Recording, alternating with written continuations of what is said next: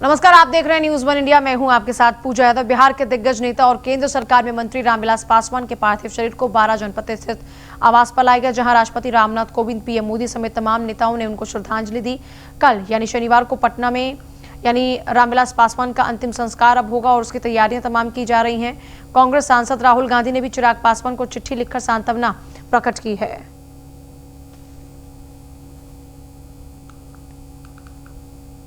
तो ये फिलहाल 6 तस्वीरें आपकी टीवी स्क्रीन पर है। रामनाथ कोविंद राष्ट्रपति देश के, उन्होंने भी उनके अंतिम दर्शन किए और श्रद्धांजलि दी। प्रधानमंत्री नरेंद्र मोदी भी पहुंचे और उन्होंने भी अंतिम दर्शन कर श्रद्धांजलि दी। इसके साथ साथ अमित शाह, गृह मंत्री देश के, वो भी पहुंचे।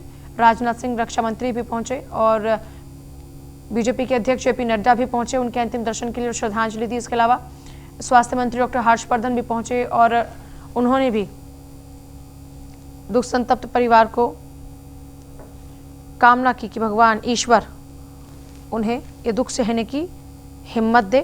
फिलहाल ये 6 तस्वीरें आपके सामने हैं। रामविलास पासवान काफ़ी वक्त से लगातार बीमार चल रहे थे और उनका इलाज चल रहा था। हाल ही में उनका एक ऑपरेशन भी हुआ था, लेकिन इस बीच कल ये शाम तक खबर आती है कि उन्होंने दिल्ली के अस्पताल में आखिरी सांस ली है। फिलहाल उनके पार्थिव शरीर को अंतिम दर्शन के लिए रखा गया है और यहीं पर ही लगातार तमाम बड़े नेता पहुंचे, जिनमें खुद देश के राष्ट्रपति रामनाथ कोविंद पहुंचे, देश के प्रधानमंत्री नरेंद्र मोदी पहुंचे, बिहार के दिग्गज नेता और केंद्र सरकार में मंत्री रामविलास पासवान का बीती शाम निधन हुआ। पासवान काफी वक्त से बीमार थे, अस्पताल में ही भर्ती थे। शुक्रवार को उनके पार्थिव शरीर को 12 जनपद स्थित आवास पर लाया गया, जबकि शनिवार को पटना में रामविलास पासवान का अंतिम संस्कार होगा। देश के तमाम बड़े नेता उन्हें श्रद्धांजलि देने के लिए पहुंचे और कांग्रेस के पूर्व अध्यक्ष राहुल गांधी ने भी चिराग पासवान को चिट्ठी लिखकर सांत्वना प्रकट की। इसके अलावा बाकी की तस्वीरें आपको दिखा रहे हैं। उनके पार्थिव शरीर के अंतिम दर्शन के लिए खुद प्रधानमंत्री मोदी भी पहुंचे, राष्ट्रीय अध्यक्ष जेपी नड्डा पहुंचे, गृह मंत्री अमित शाह पहुंचे, स्वास्थ्य मंत्री हर्षवर्धन पहुंचे। तो ये तमाम तस्वीरें उनके आवास की, जहां पर उनके पार्थिव शरीर को आखिरी दर्शन के लिए रखा गया है। 12 जनपद स्थित उनके पार्थिव शरीर को रखा गया है अंतिम दर्शन के लिए। ये तस्वीरें आपके सामने तमाम सभी रामविलास पासवान को श्रद्धांजलि दे रहे हैं, सभी उनको याद कर रहे हैं। उनकी स्पष्टवादिता को फिर से सब लोग एक बार याद कर रहे हैं, क्योंकि यही स्पष्टवादिता उनकी पहचान थी। और दूसरी बात, सबसे खास बात यह कि रामविलास पासवान के लिए कहा जाता था कि राजनीतिक पारा क्या है, बखूबी उस बात को वो भाप लिया करते थे।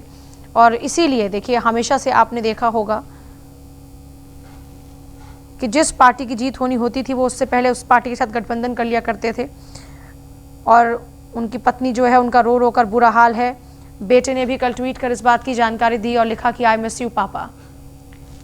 और वहीं आरजेडी के अध्यक्ष लालू प्रसाद यादव को जमानत मिल गई है। चारा घोटाले में सजा काट रहे लालू को जमानत मिली है। 9 नवंबर को दुमका ट्रेजरी मामले की सुनवाई होगी। ट्रेजर मामले की सुनवाई तक लालू जेल में ही रहेंगे।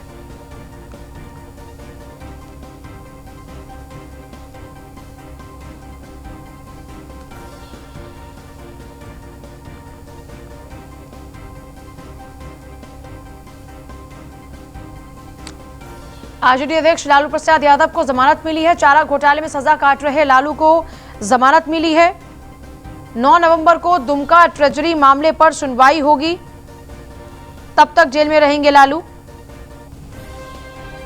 देखिए, एक तो बिहार में इस वक्त चुनाव है, इस बीच लालू को जमानत मिली है। जाहिर सी बात है, जहां इस वक्त जो हालात बने हुए हैं बिहार की राजनीति के, उसमें जमानत पर रिहाई लालू की होगी, तो जाहिर सी बात है पार्टी को मजबूती देने के लिए प्रयास किए जाएंगे। चाईबासा केस में लालू यादव को बेल मिली है, लेकिन जेल अब भी जारी रहेगी। दुमका केस में अभी सुनवाई बाकी है, अभी जेल में ही रहेंगे लालू प्रसाद यादव। बिहार चुनाव के बीच राष्ट्रीय जनता दल के लिए ये एक अच्छी खबर रही। चारा घोटाले में सजा काट रहे आरजेडी अध्यक्ष लालू प्रसाद यादव को चाईबासा ट्रेजरी केस में जमानत मिली। हालांकि लालू अभी जेल से नहीं निकलेंगे, क्योंकि दुमका ट्रेजरी मामले की सुनवाई बाकी है। लालू ने चाईबासा ट्रेजरी केस में अपनी आधी सजा पूरी कर ली है। लालू यादव की जमानत पर आरजेडी ने ट्वीट भी किया, कहा लालू प्रसाद जी को आधी सजा अवधि पूर्ण होने पर चौथे केस में जमानत मिल गई। अभी एक केस बाकी, जिसकी आधी सजा अवधि 9 नवंबर को पूरी होने जा रही है और तब वो बाहर आ पाएंगे। अनेक बीमारियों और उम्र के बावजूद भी नीतीश बीजेपी ने तिकड़म कर उन्हें बाहर नहीं आने दिया, ये आरोप भी लगाए जा रहे हैं। चाईबासा ट्रेजरी केस में लालू यादव ने आधी सजा पूरी की है और इसी का हवाला देते हुए जमानत के लिए अर्जी डाली थी। पिछली सुनवाई में सीबीआई ने कहा था कि अभी आधी सजा पूरी होने में 26 दिन बाकी। इसके बाद मामले की सुनवाई 9 अक्टूबर तक के लिए टाल दी गई थी। अब लालू यादव को चाईबासा केस में जमानत मिल गई है। जमानत मिल जाने के बाद भी लेकिन उनको जेल में ही रहना होगा, क्योंकि चारा घोटाले के दुमका केस में सजा याफ्ता हैं और मामले में उन्हें अभी जमानत मिलना बाकी है। नवंबर में दुमका केस में भी लालू यादव की सजा की आधी जो मियाद है वो पूरी होगी। लालू यादव के वकील उम्मीद कर रहे हैं कि नवंबर के बाद वो जेल से बाहर आ सकते हैं। निगम पार्षद विपिन बिहारी सिंह के गंभीर आरोप। कमिश्नर के ओएसडी अमन राजपूत पर लगाए भ्रष्टाचार के आरोप। कमिश्नर के ओएसडी पर कई मामले में जो है भ्रष्टाचार के आरोप हैं, वो लिप्त हैं भ्रष्टाचार के मामलों में। इसके बावजूद कमिश्नर दिलराज कौर ने अपना ओएसडी बनाया। पूर्वी दिल्ली नगर निगम के स्टैंडिंग कमेटी की बैठक में यह आरोप लगाया गया। कमिश्नर के ओएसडी पर कई मामले भ्रष्टाचार के लिप्त हैं। इसके बावजूद कमिश्नर दिलराज कौर ने उनको अपना ओएसडी लगाया। पूर्वी दिल्ली नगर निगम के स्टैंडिंग कमेटी की बैठक में ये गंभीर आरोप लगाए गए। नगर निगम पार्षद विपिन बिहारी सिंह के ये गंभीर आरोप हैं। कमिश्नर के ओएसडी अमन राजपूत पर भ्रष्टाचार के आरोप लगाए हैं। कमिश्नर के ओएसडी पर कई मामले भ्रष्टाचार के हैं। इसके बावजूद कमिश्नर दिलराज कौर ने उन्हें अपना ओएसडी बनाया। पूर्वी दिल्ली नगर निगम की स्टैंडिंग कमेटी की बैठक में ये गंभीर आरोप लगाए गए।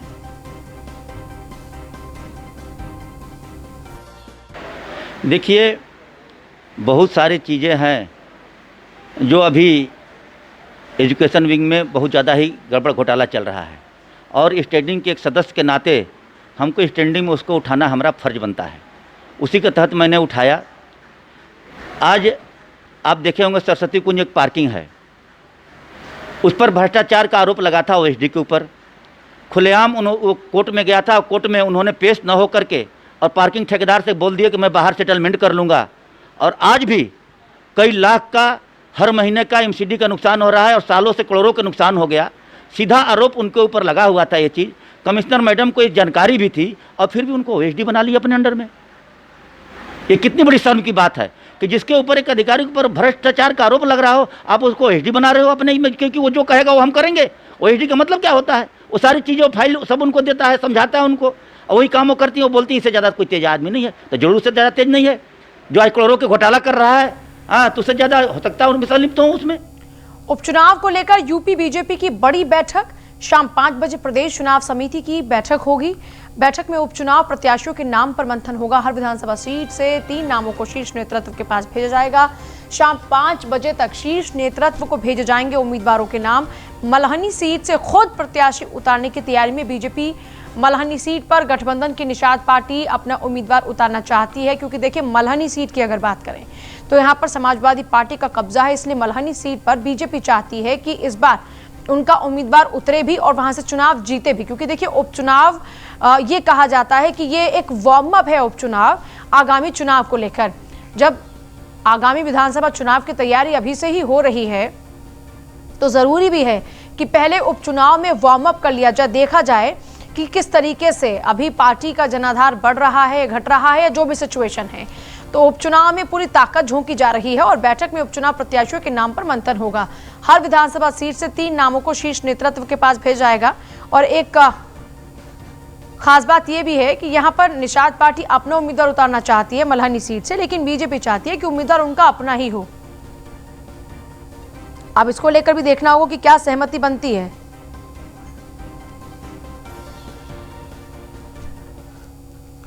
पूर्व सैनिकों को बड़ी राहत देगी योगी सरकार। समूह ख की भर्ती में पूर्व सैनिकों को राहत मिलेगी। पूर्व सैनिकों को मिलेगा 5% का आरक्षण। सीएम योगी ने भूतपूर्व सैनिकों को बड़ी राहत देने का ऐलान किया है। पूर्व सैनिकों को अब समूह ख के पदों पर 5% क्षैतिज आरक्षण दिया जाएगा। इसलिए उत्तर प्रदेश लोक सेवा अधिनियम 1993 की धारा में बदलाव होगा। सीएम योगी ने कहा है कि हम इस बदलाव के लिए अनुमति दे रहे हैं। कार्मिक विभाग अधिनियम में बदलाव के लिए मसौदा तैयार। यूपी कैबिनेट में भी इसका जो क्षैतिज आरक्षण है उसका मसला पास कराया जाएगा। सीएम योगी आदित्यनाथ ने भूतपूर्व सैनिकों को समूह ख के पदों पर 5% क्षैतिज आरक्षण अनुमन्य जाने हेतु उत्तर प्रदेश लोक सेवा अधिनियम 1993 की धारा 1 खंड 1 में संशोधन की कार्रवाई के लिए अनुमति प्रदान की है। साल 1999 से सरकारी नौकरियों में समूह ग और समूह घ के पदों पर 5% क्षैतिज आरक्षण की व्यवस्था है, लेकिन समूह ख के पदों के लिए सुविधा नहीं थी। अब समूह ख के पदों पर इसे लागू करने के लिए कार्मिक विभाग अधिनियम में बदलाव के लिए मसौदा तैयार करेगा। इसे कैबिनेट से पास कराया जाएगा।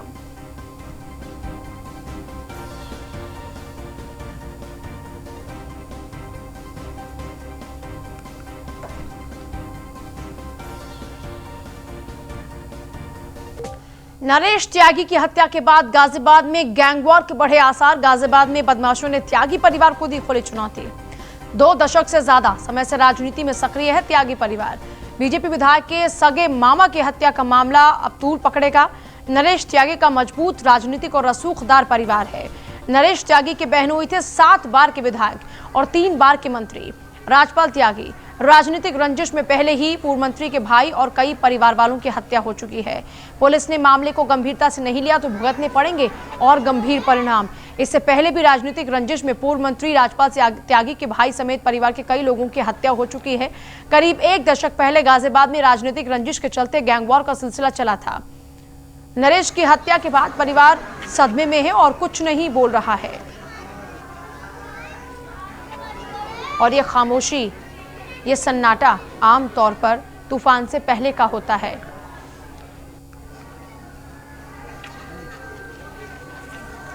तो आप इन तस्वीरों में वो आवाज भी सुन सकते हैं जो परिवार के चीख पुकार की है, जो अपनों को खोने का दर्द है। नरेश त्यागी की हत्या के बाद गाजियाबाद में गैंगवॉर के अब चांसेस और ज्यादा बढ़ रहे हैं। 2 दशक से ज्यादा वक्त गुजर चुका है जब से ये लगातार रंजिशें चल रही हैं गाजियाबाद में।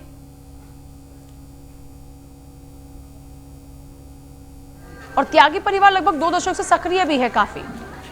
इनका पॉलिटिकल बैकग्राउंड बहुत ही स्ट्रांग है।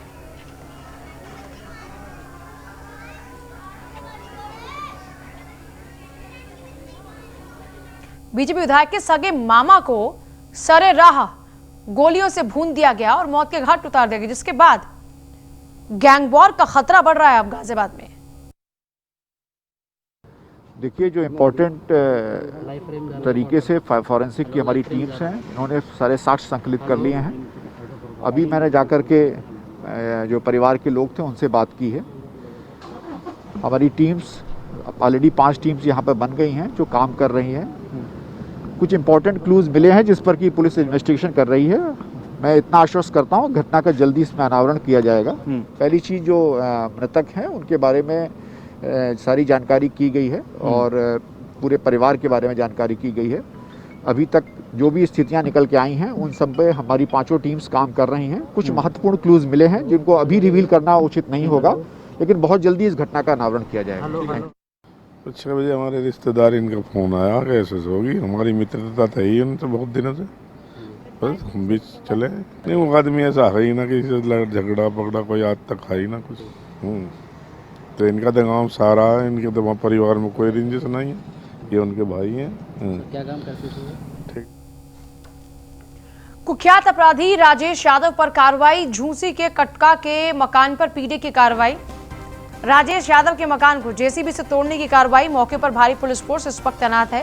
राजेश यादव पर कई संगीन मामले दर्ज हैं। छोटा राजन के लिए भी कई अपराध राजेश यादव कर चुका है। और अब घर के बाहर का नजारा आप देख रहे हैं, कैसे पूरा छावनी में तब्दील हुआ है पूरा घर, और उसके बाद घर का सामान बाहर निकाला जा रहा है। मौके पर भारी पुलिस फोर्स की तैनाती की गई है।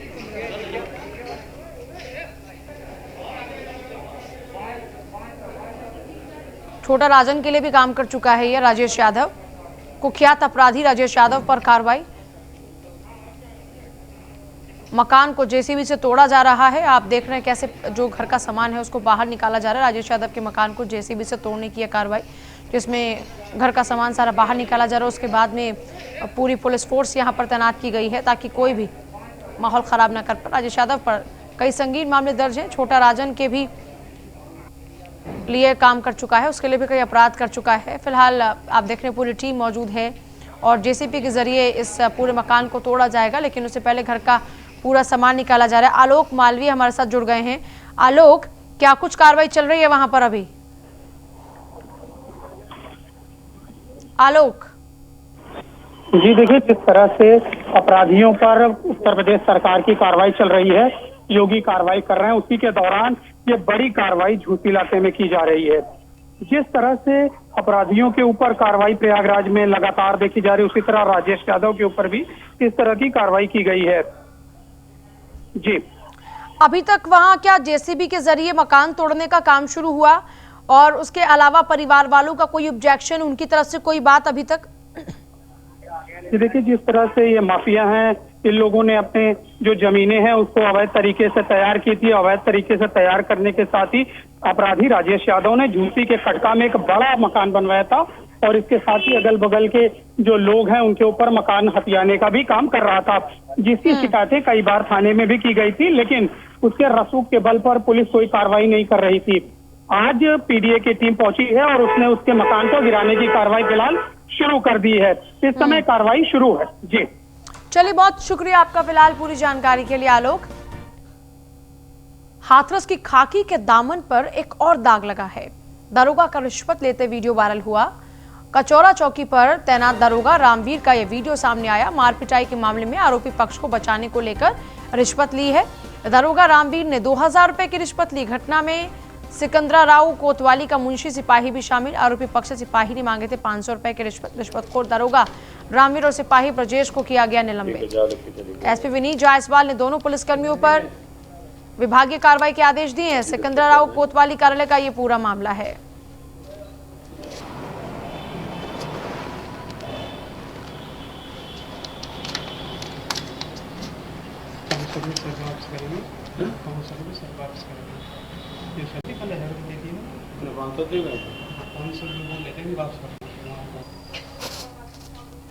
शुभम गुप्ता है हमारे साथ, संवाददाता हाथरस से। शुभम, दरोगा जी पैसे लेते हैं तब मामला सुलझाते हैं?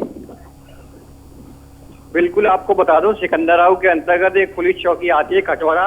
यहाँ पर एक दरोगा है रामवीर सिंह, जिन पर ये आरोप लगा है, ये वीडियो में भी करवाए जा रहे हैं कि ये किस तरह से रिश्वत ले रहे हैं। वहीं एक दूसरे दरोगा हैं, उन पर भी रिश्वत लेने का आरोप है।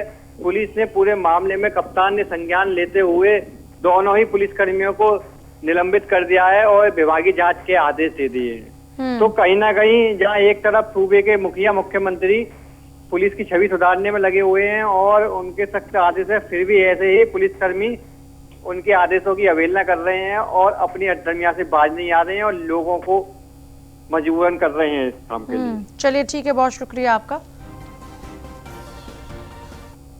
कानपुर में ट्रक और पेट्रोल से भरे टैंकर में भिड़ंत हुई। भिड़ंत के बाद टैंकर हाईवे के बीचों बीच पलट गया। टैंकर से सैकड़ों लीटर तेल सड़क पर ही फैल गया। मौके पर गाड़ियों की आवाजाही को फिलहाल बंद किया गया है। बर्रा थाना क्षेत्र के बर्रा गुजैनी हाईवे की यह घटना है। तस्वीरें आपके सामने है, देख सकते हैं कितना यहाँ पर जो सैकड़ों लीटर पेट्रोल है वो सड़क पर है, और ऐसे में यहाँ पर किसी बड़े हादसे की आशंका के चलते इस रोड को फिलहाल बंद कर दिया गया है और फायर ब्रिगेड की गाड़ियां भी इस वक्त मौके पर मौजूद हैं। और आप देख रहे हैं कैसे लोग पेट्रोल भर भर कर ले जा रहे हैं यहाँ से। ऊपर पुल पे है।